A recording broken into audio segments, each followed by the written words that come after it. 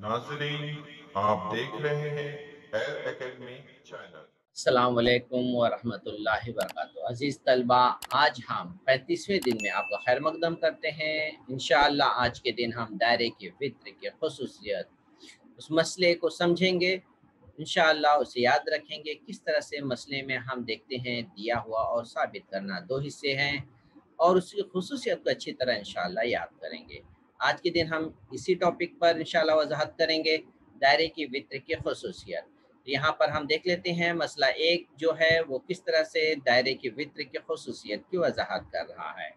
ठीक है, तो तलबा यहाँ पर पहला मसला है, दायरे के मरकज़ से वित्र पर खींचा हुआ उम्मूद वित्र की तनसीफ करता है।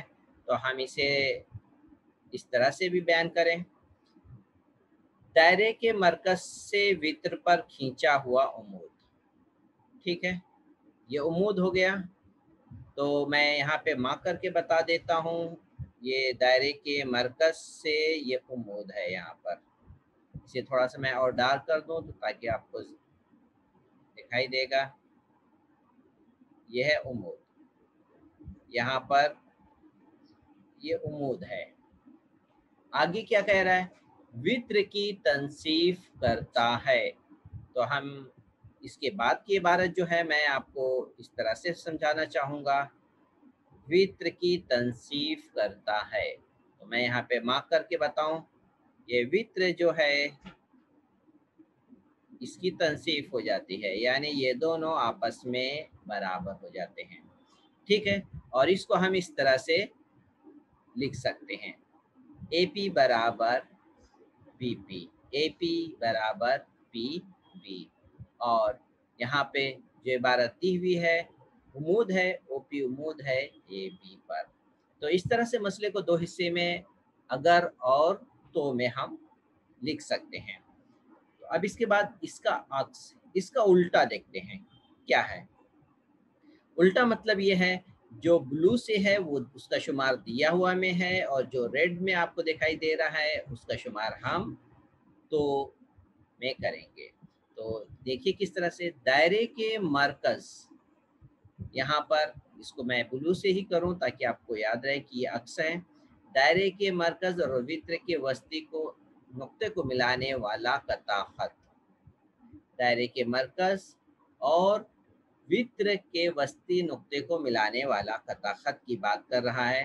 तो यहाँ पे थोड़ा सा और है, ये किस में शुमार होगा, ये अगर में शुमार होगा। अगर पी वित्र ए बी का वस्ती नुक्ता है तो यहाँ पे शक्ल में हम देख लें कि किस तरीके से यहाँ पर दिया हुआ है। तो इसको मैं इस तरह से इसकी वजाहत कर दूँ, ये नुक्ता P है और ये नुक्ता O है, इन दोनों नुक्ते को मिला रहा है। तब फिर क्या कहेगा, P और AB का वस्ती नुक्ता है, इसको मिला रहा है। तो यहाँ पर OP जो होगा AB पर उम्मूद होगा।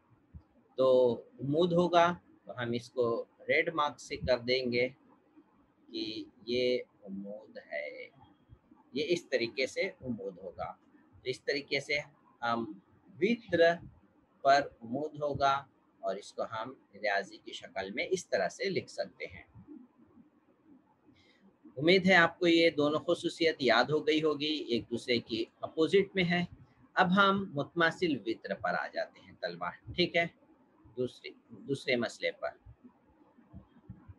यहाँ पर मसला एक या मुतमासिल दायरा। तो यहाँ पर सिर्फ एक लेंगे क्योंकि शक्ल में एक दायरा है। एक दायरे के मुतमासिल वित्र, एक दायरे के मुतमासिल वित्र। तो मैं मार्क करके बता दूं तलबा, ये है एक ए बी और ये सी डी, ये हो गए मुतमासिल वित्र। तो हम इसको इस तरह से भी यहाँ पे लिख सकते हैं, ए बी और सी डी मुतमासिल हैं। अब इसके आगे की इबारत क्या कह रहा है, आगे की इबारत ये कह रहा है कि दायरे के मरकज से मसावी फासले पर होते हैं।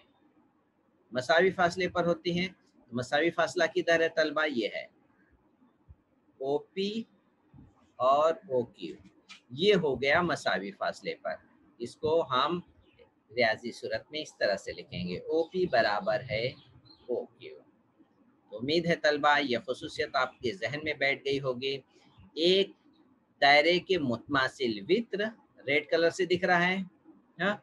दूसरा है दायरे के मरकज से मसावी फासले पर होते हैं, तो ये फासला जो है आपको मसावी है, ये दोनों मसावी फासले पर है। अब इसके बाद तलबा हम आ जाते हैं अक्स की तरफ, ठीक है। अक्स में क्या बातें बताई गई हैं। एक या मुतमासिल दायरे, तो मैं एक लिखता हूँ, एक दायरे में मरकज से मसावी फासले पर, तो कहाँ पर दिख रहा है हमें, यहाँ पे दिख रहा है, ये मरकज से मसावी फासला दिख रहा है। इसको रियाजी सूरत में हम यहाँ पे इसलिए लिखेंगे अगर ओ पी बराबर है ओ क्यू। फिर उसके आगे क्या है, उसके आगे दिया है वित्र मुतमासिल होते हैं, तो हम इसको रियाजी में लिखेंगे, देखिए ए बी मुतमासिल है सी डी के, तो हम इसको जाहिर कर देते हैं, तो यहाँ ए बी मुतमासिल है सी डी के। तो तलबा उम्मीद है आपको ये मसले की भी वजाहत और इसके अक्स दोनों बात समझ में आ गई होगी किस तरह से, और आपको ये खसूसियत याद रखना है ताकि तभी आप सवाल को हल कर सकेंगे और इसकी वजह दे करके अपने सवाल को आसानी से उस पर नंबर हासिल कर पाएंगे। अब इन्हीं मसले पर, उन्हीं अक्स पर हम कुछ मिसाल को हल कर लेते हैं तलबा, ठीक है। तो यहाँ पर हम देखें मिसाल में क्या है, एक दायरे का निष्पुत्र 20 सम है, ठीक है। निष्पुत्र 20 सम है, तो शक्ल में हम देखें तलबा, निष्पुत्र यहाँ पर हमें जो दिख रहा है वो है ओडी, तो इसलिए ओडी बराबर हमें यहाँ पे हम लिखेंगे 20 सम, ठीक है। फिर उसके बाद क्या लिख रहा है, एक दायरे में एक वित्र दायरे के मरकज से 12 सम के फासले पर है, तो वो कहाँ पे दिख रहा है, वो 12 सम का फासला वो यहाँ पर है, 12 सम के फासले पर है, मरकज से 12 सम के फासले पर है, इसका मतलब ये ओपी का बात कर रहा है। तो ओपी कितना है, 12 सम, तो यहाँ पे हम लिख लिए ओपी बराबर है 12 सम। मालूम क्या करना है तलबा, हमें मालूम करना है वित्र की लंबाई मालूम करना है। वित्र हमें कहाँ नजर आ रहा है, हमें वित्र इधर नजर आ रहा है, ये वित्र है सी डी, ठीक है। वित्र की लंबाई मालूम करना है, तो वित्र सी डी तो डायरेक्ट नहीं मालूम कर सकते हैं तलबा, पहले हम मालूम करेंगे पीडी मालूम करेंगे। क्या मालूम करेंगे, हम पहले पीडी मालूम करेंगे फिर उसका डबल कर लेंगे। तो अब हमें एक मुसलस नजर आ रहा है, वो मुसलस ओ पी डी में हम मसला एक लगाएंगे, उस मसले का नाम है फिसागोरस का मसला, ठीक है। तो इस तरीके से फिसागोरस का मसला कहाँ पे लगता है, एक कायमतुज जाविया मुसलस में ही तलबा लगता है। तो हम लिखेंगे कायमतुज जाविया मुसलस ओपीडी में फिसागोरस मसले की रूह से फिसागोरस का मसला क्या है। तो मैं यहाँ पे आपको बता दूं, फिसागोरस का मसला जो होता है वो उसमें कायमा जाविये के सामने वाला जो जिला होता है उसे कहते हैं, ये जो दिख रहा है उसे कहते हैं वित्र, ठीक है। तो वित्र का मुरब्बा बराबर, फिर दो जिला बच जाते हैं, एक जिला ये और एक ये दूसरा जिला, तो एक जिला का मुरब्बा और फिर ये दूसरे जिला का मुरब्बा। तो यहाँ पर इस तरह से लिखने की बजाय हमारे पास मुसल्लस के नाम हैं, वित्र के नाम हैं, तो हम उसी का इस्तेमाल करेंगे तलबा। यहाँ पर वित्र का मुरब्बा है तो हमारे पास वित्र ओडी दिख रहा है, तो यहाँ पे लिखेंगे वित्र ओडी का मुरब्बा। एक जिला का नाम शक्ल में हमें नजर आ रहा है ओपी, तो यहाँ पे हम लिखेंगे इसलिए ओपी का मुरब्बा। दूसरा जिले का नाम शक्ल में है पीडी, तो इसलिए यहाँ पे तलबा लिखे पीडी, और दोनों के दरमियान में जमा है दो जिले के, इसलिए आपको यहाँ पे नजर आ रहा है कि जमा क्यों लगा है और वित्र के बार बराबर लगा है। तो इस तरह से तलबा ये तमाम मसला आप समझ गए होंगे कायमत ज़ावी मसलस में किस तरीके से फिसागोरस का मसला हम लगाए। ठीक है, अब हम इसे हल कर लेते हैं। ठीक है, इसे हल कर लेते हैं। ओडी की कीमत रखेंगे। ओडी की कीमत कितनी है? 20 सम। ठीक है, तो यहाँ पे ओडी की कीमत रख लिए, ये हो गया 20 सम। ओपी की कीमत कितनी है? ओपी 12 है, तो ओपी की कीमत हम 12 रखेंगे। और पीडी तो हमें मालूम करना है, तभी हम वित्र मालूम कर पाएंगे। तो आप 20 का मुरब्बा करेंगे, 20 का मुरब्बा 400। कैसे? 2 का मुरब्बा 4 और 1 0 मतलब होता है 10। तो 10 का मुरब्बा मतलब 10 को 2 बार ज़रब करेंगे तो 100 आ जाएगा। तो ये 1 0 की जगह हम लिखेंगे 2 0, तो ये हो जाएगा 400। 12 का मुरब्बा 12 को 12 से ज़रब करिए, 144 आ गया। अब इस मसावात को तलबा हम हल कर लेते हैं। ठीक है, इसे हल कर लेते हैं तरतीब से। क्या करेंगे? पीडी जो मालूम करना है, अब ये पूरा लेफ्ट साइड है, इसको हम लेफ्ट साइड में लिख लेते हैं और राइट लेफ्ट साइड वाले को हम राइट साइड में लिख लेते हैं। थोड़ा तरतीब बदल लेते हैं। फिर 144 जो है लेफ्ट में था, राइट साइड में आने की वजह से माइनस हो गया। ठीक है, 400 में से 144 माइनस कर लीजिए, कितना हो जाएगा? 256। ठीक है, तो अब 256 आ गया। अब हम क्या करेंगे? पीडी के ऊपर मुरब्बा है, ये हटेगा तो 256 पे क्या हो जाएगा? जज़र लग जाएगा। ठीक है, तो इसका जज़र मालूम करना है तलबा। आप जज़र 256 का शॉर्टकट कैसे मालूम करेंगे? तो तलबा यहाँ पर आपने 20 का लिखे थे। अब मैं आपको बताऊं किस तरीके से, सबको पहले रब आउट कर देता हूँ, फिर उसके बाद बताता हूँ। 20 का था 400, तो इसका मतलब जो अब हमारे पास जो 256 है, वो जो जज़रुल मुरब्बा मिलेगा वो 20 के नीचे ही रहेगा, क्योंकि हमने 20 से कम कर दिए। 19 हो सकता है, 18 हो सकता है, 17, 16, 15, 14, ऐसा कुछ हो सकता है। अब इस नीचे ही की तरफ जाएंगे तभी हमें मिलेगा, क्योंकि 20 का 400 था, 400 में से हमने 144 कम भी कर दिया, तो इसका जज़रुल मुरब्बा जो मिलेगा हमें 256 का, वो इसके नीचे ही होगा। तो हम हमें यहाँ पे देखिए मुशाहिदा करना है, यहाँ पे क्या है? 6 है। तो अगर हमें 19 होगा तो 19 को जब हम 19 से ज़रब करते हैं तो दरअसल हम 9 को 9 से ज़रब करते हैं। तो इकाई को इकाई के साथ जब ज़रब करते हैं तो 9 9 कितना होता है? 81। यहाँ पर 1 आएगा, 1 तो है नहीं, चाहिए कितना? 6। तो 9 19 कट करिए। 18 को करेंगे तो 18 को किस तरह से? 18 को 18 से ज़रब करेंगे तो 8 8 64, 4 आ रहा है, लेकिन 6 चाहिए। फिर 7 7 7 49, 9 आ रहा है, ये भी नहीं। 6 छंग 36, यहाँ पर 6 मैच हो रहा है, तो इसका मतलब 16 की इकाई मैच हो गई है। इसे ज़रब करके देख लीजिए तलबा। 6 छंग 36, हासिल आए 3, 6 का 6, 6 3 9, और यहाँ पे आ गया 16, जमा कर लीजिए, ये 5 आ गया 256 तलबा। इस तरीके से आप इसकी प्रैक्टिस करेंगे तो आप इसके जज़र तक बहुत ही आसानी से पहुँच जाएंगे। तो पीडी का जज़र हमें मालूम हो गया, तो पीडी बराबर हो गया, यहाँ पर पहले लिख लेंगे 256 का जज़ुल मुरब्बा, फिर पीडी बराबर लिखेंगे 16 और इकाई लिख देंगे 7।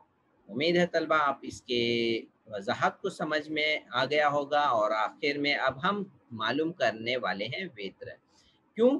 क्योंकि वित्र हमसे पूछा गया है और यहाँ पर सीपी और पीडी दोनों मुतमासिल हैं, उसकी खुसूसियत लिखना ज़रूरी है। दायरे के मरकज़ से वित्र पर खींचा हुआ उमूद वित्र की तनसीफ करता है। अब हमने पीडी मालूम किया था, 16 आया है, यहाँ रख देंगे। और इस तरह से सीपी भी 16 है, तो सीडी जो होगा सीपी और पीडी का जमा होगा। तो इसमें 16 में 16 जमा किए 32। अब सोच रहे होंगे नहीं समझ में आया, तो कोई बात नहीं, मैं थोड़ा सा पेज ऊपर कर लेता हूँ। ठीक है, यहाँ पर ये देखिए, ये यहाँ पर देख लीजिए। ठीक है, हमने पीडी मालूम किए, ये हमारे पास आ गया था 16 और सीपी दोनों बराबर हैं। तो इसलिए हम इस तरह से लिखेंगे सी डी बराबर सी पी जमा पी डी और 16 जमा 16 और इस तरह से हमारा जवाब आ गया था 32। तो उम्मीद है ये सवाल मिसाल की वजाहत आपको समझ में आ गई होगी। तलबा अब हम आते हैं मश्की सवालात की तरफ। मश्की सवालात में पहला सवाल पूछा है, इसमें मुतबादिल दिए हुए हैं, हमें दुरुस्त जवाब को मुंतखब करना है। ठीक है, तो पहला सवाल क्या है देख लेते हैं। एक दायरे का निस्कुत्र 5 सम है, इसके एक वृत्त का मरकज से 3 सम पर है। एक वृत्त मरकज से 3 सम पर है, तो इसके वृत्त की लंबाई कितनी है। मैं शक्ल बना दूं ताकि आपको बात समझ में आ जाए। ये दायरा हो गया, ठीक है, और इसका एक वृत्त है और मरकज से इस वृत्त की लंबाई जो दी है 3 सम के फासले पर है। तो ये 3 सम का फासला है, दायरे का निस्कुत्र है तलबा, इसे निस्कुत्र भी ये दायरे का है, निस्कुत्र है। तो निस्कुत्र जो दिया है तलबा ये है 5। ठीक है, तो इसके वृत्त की लंबाई कितनी होगी। तो ये वृत्त की लंबाई मालूम करने के लिए पहले आपको ये हिस्सा इस तरह से मालूम करना होगा। तो पहले हम इसे नाम ले लें, ए बी और ये पी और क्यू। ए क्यू और बी क्यू बराबर होंगे। ठीक है, तो इसमें हम फिसागोरस लगाएंगे। फिसागोरस लगा करके हमें ए क्यू मालूम करना पड़ेगा और उसका डबल। तो इसका आंसर आएगा 4 जो होगा ये 3 4 4 का डबल 8 आएगा, लेकिन मैं आपको हल करके बता देता हूँ। ठीक है, तो यहाँ पर मुसलस ए पी क्यू में फिसागोरस लगा देंगे। फिसागोरस मसले से तो ए पी का मुरब्बा बराबर पी क्यू का मुरब्बा जमा ए क्यू का मुरब्बा। ए पी कितना दिया है 5, पी क्यू कितना है 3 का मुरब्बा, ए क्यू मालूम करना है जो वृत्त का आधा है। ये हो गए तलबा 25, ये हो गए 9 और ए क्यू मालूम करना है। तो इस तरह से ए क्यू जो है 9 इस साइड आकर के तलबा माइनस हो जाएगा। तो इस तरह से 25 माइनस 9 हो गया। 25 में से 9 माइनस किए तो ये हो गया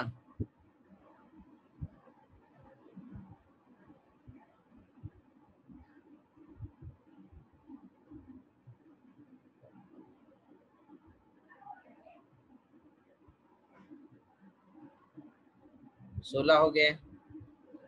अब यहाँ पे तलबा हम ए क्यू जो है,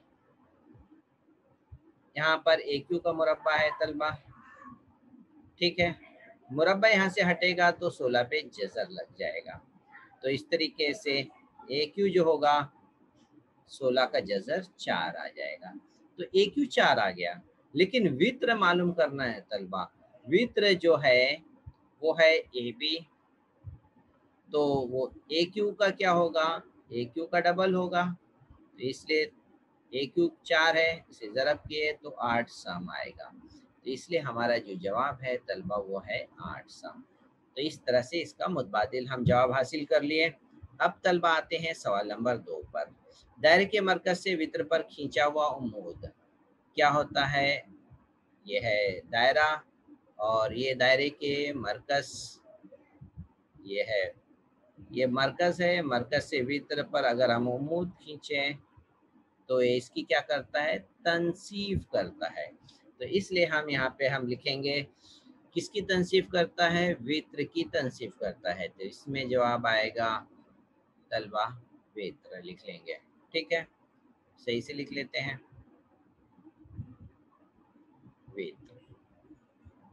ठीक है, सवाल नंबर 2 की तरफ आ जाते हैं तलबा। सवाल नंबर 1 में दोनों थे मुतबादिल सवाल पूरे हो गए। अब सवाल नंबर 2 पर आ जाते हैं। सवाल नंबर 2 में क्या पूछा गया देख लीजिए। पी मरकज वाले दायरे में, अब यहाँ पे कोई शक्ल नहीं है तलबा, तो आपको शक्ल बनाना है ताकि सवाल आसानी से हल किया जा सके। पी मरकज वाले दायरे में ए बी वृत्त है, तो दायरा बना लेते हैं यहाँ पर हम। ये पी मर्क है और इसका वृत्त की भी लंबाई बना लेते हैं, ये वृत्त हो गया और ये मरकज से इसका फासला है और इसका निष्पुत्र भी बना लेते हैं। अब इसके नाम दे देते हैं तलबा। पी मरकज है तो ये पी मरकज हो गया, वृत्त का नाम ए बी है तो यहाँ पे ए बी लिख लिए। तो वृत्त ए बी की लंबाई 15 सम है, ठीक है। वृत्त ए बी की लंबाई 15 सम है। अगर ए बी जो है पी क्यू ए बी पर उमूद है, पी क्यू ए बी पर तलबा क्या है, उमूद है, तो क्यू बी मालूम करना है, क्यू बी मालूम करना है। तो यहाँ पर हम लिखेंगे पी क्यू उमूद है ए बी पर, इसलिए पी क्यू ए बी की तनसीफ करेगा, इसलिए पी क्यू वित्र ए बी की तनसीफ करेगा।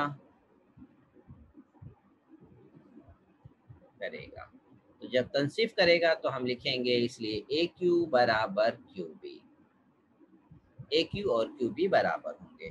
तो ये दोनों बराबर हुए तो हमें मालूम करना है क्यू बी, तो इसलिए क्यू बी जो हम लिख सकते हैं ए बी का आधा, ये हो गया ए बी का आधा हुआ। और ए बी दिया हुआ है कितना, ए बी दिया हुआ है 15 सम, ए बी दिया है 15 सम, तो यहाँ पे हम लिख लेंगे 15 का आधा, तो ये हो गया 7.5, आगे सम लगा लेंगे। तो इस तरीके से तलबा क्यू बी मालूम हो गया। आप इसको इबारत की शक्ल में जवाब लिख लीजिए। जवाब, लेंथ क्यू बी की कीमत जो है वो 7.5 सम है। तो पहला सवाल जो था वो मुकम्मल हो गया। अब हम तलबा हम आते हैं सवाल नंबर 2 की तरफ। एक दायरे का मरकज पी है, इसका निष्पुत्र 10 है और एक वृत्त की लंबाई 12 है। तो वृत्त और मरकज के दरमियान का जो फासला है वो हमें मालूम करना है। तो इसकी भी शक्ल बना लें, पहले दायरा बना लेते हैं, ठीक है। और वृत्त, ये वृत्त हो गया, मरकज से इसका फासला और निष्पुत्र भी बना लिए, ठीक है। अब हम वृत्त की लंबाई, वृत्त की लंबाई यहाँ पर निष्पुत्र दिया हुआ है 10 सम, वृत्त की लंबाई 12 है, तो इसके नाम ले लेते हैं। ये पी मरकज वाला दायरा है, इसके नाम ए वृत्त नाम है ए बी और यहाँ पे पी क्यू वस्ती नुक्ते का नाम ले लेंगे, ठीक है। अब यहाँ पर हम मालूमात यहाँ पे लिख लेते हैं। ए पी दिया हुआ है 10 सम, ठीक है, और ए बी जो है वृत्त है यह है 12 सम और हमें चाहिए ए क्यू, हाँ, ताकि हम मालूम कर सकें। तो ए क्यू मालूम करने के लिए पहले हम लिखेंगे पी क्यू, यहाँ पर लिखेंगे पी क्यू ए बी की तनसीफ करेगा। यहाँ पर पहले लिख लेते हैं पी क्यू उमूद है ए बी पर, इसलिए पी क्यू ए बी की तनसीफ करेगा। यहाँ पर इसकी तनसीफ में लिखेंगे हम, इसलिए ए क्यू बराबर होगा बी क्यू। अभी हमारे मुसलस में ए क्यू चाहिए तो हम इसलिए ए क्यू मालूम करेंगे तलबा पहले। तो पहले ए क्यू मालूम कर लेंगे, ठीक है। इसलिए ए क्यू बराबर होगा ए बी का आधा। ए बी हमें पता है, ए बी कितना है तलबा, 12, वृत्त दिया हुआ है सवाल में 12, तो 12 का आधा करेंगे तो हमें मिल गया ए क्यू बराबर होगा 6 सम। अब हम ए क्यू 6 आ गया। अब हम पी क्यू मालूम कर सकते हैं। कैसे मालूम करेंगे, मुसल्लस ए पी क्यू में, ए पी क्यू में क्या लगाएंगे, कौन सा मसला लगाएंगे, फिसागोरस मसले से, ठीक है। फिसागोरस का मसला क्या है तलबा?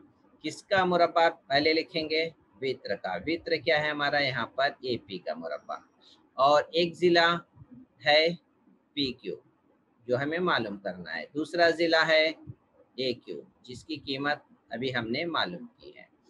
एपी की कीमत रखते हैं 10 और पी क्यू तो अभी हमें मालूम करना है और ए क्यू जो हमने आधा मालूम किया 6 आ गया।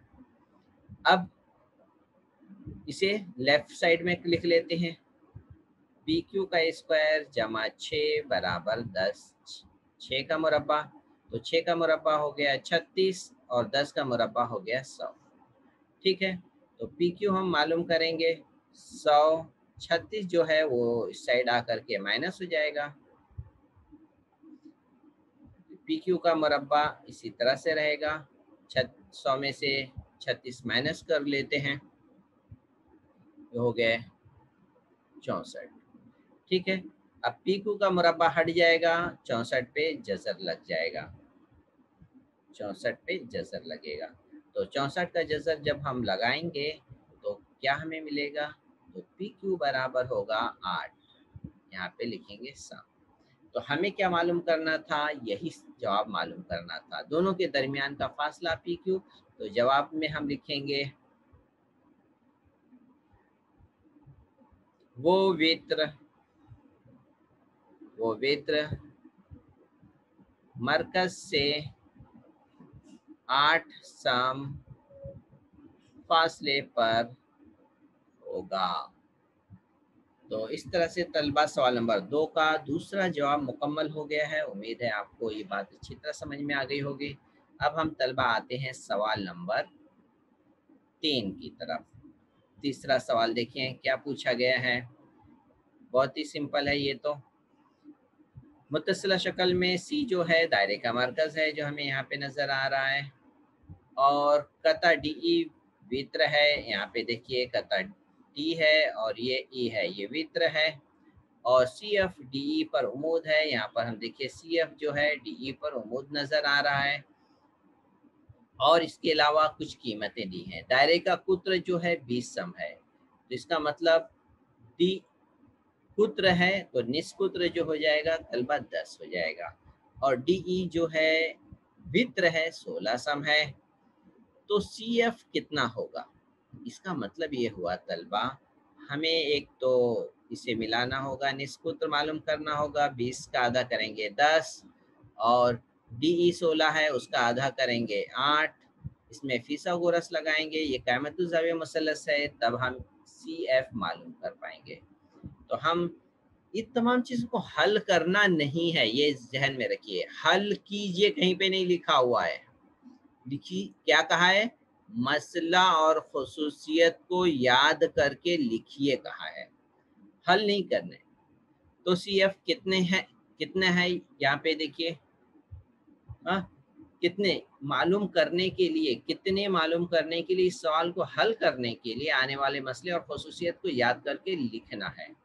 ठीक है, अगर आप मालूम करना चाहें तो इसे हम उसी तरह से मालूम कर लेंगे जैसे हमने सवाल नंबर 2 को मालूम किया था। और इसमें खुसूसियत अगर हमें यहाँ पे लिखना है तो हम पहले तो ये लिखेंगे सी एफ, यहाँ पे वजाहत लिखेंगे। सी एफ जो है वो उमूद है डी ई पर, इसलिए सी एफ डी ई कता डी ई के तनसीफ करेगा